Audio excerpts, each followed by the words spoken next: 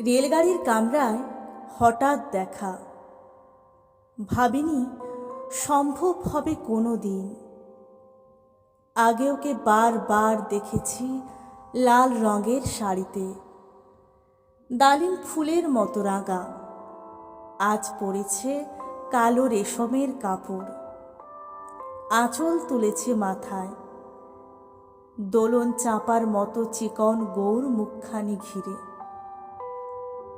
মনে হলো কালো রঙে একটা গভীর দূরত্ব ঘনিয়ে নিয়েছে নিজের চারদিকে, যে দূরত্ব সর্ষে ক্ষেতের শেষ সীমানায় শাল বনের নীলাঞ্জনে। থমকে গেল আমার সমস্ত মনটা। চেনা লোককে দেখলেম অচেনার গাম ফিরছে। হঠাৎ খবরের কাগজ ফেলে দিয়ে আমাকে করলে নমস্কার। সমাজবিধির পথ গেল খুলে। আলাপ করলেম শুরু, কেমন আছো, কেমন চলছে সংসার ইত্যাদি। সে রইল জানালার বাইরের দিকে চেয়ে, যেন কাছের দিনের ছোঁয়াচ পার হওয়া চাহনিতে। দিলে অত্যন্ত ছোট দুটো একটা জবাব, কোনোটা বা দিলেই না। বুঝিয়ে দিলে হাতের অস্থিরতায়, কেন এসব কথা, এর চেয়ে অনেক ভালো চুপ করে থাকা। আমি ছিলাম অন্য বেঞ্চিতে ওর সাথীদের সঙ্গে।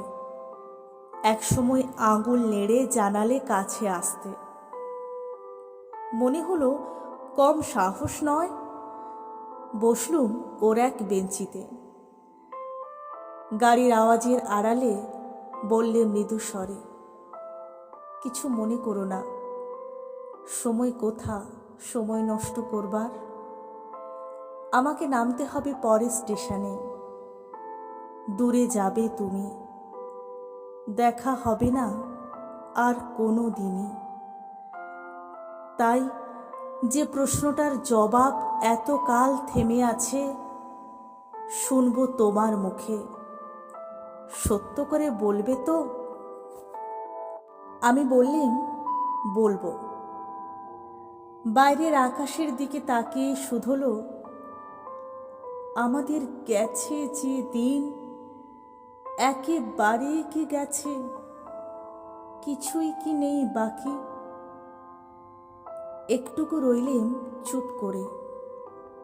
তারপর বললেম, রাতের সব তারাই আছে দিনের আলোর গভীরে। খটকা লাগলো, কি জানি বানিয়ে বললেম নাকি। ও বললে, থাক, এখন যাও ওদিকে।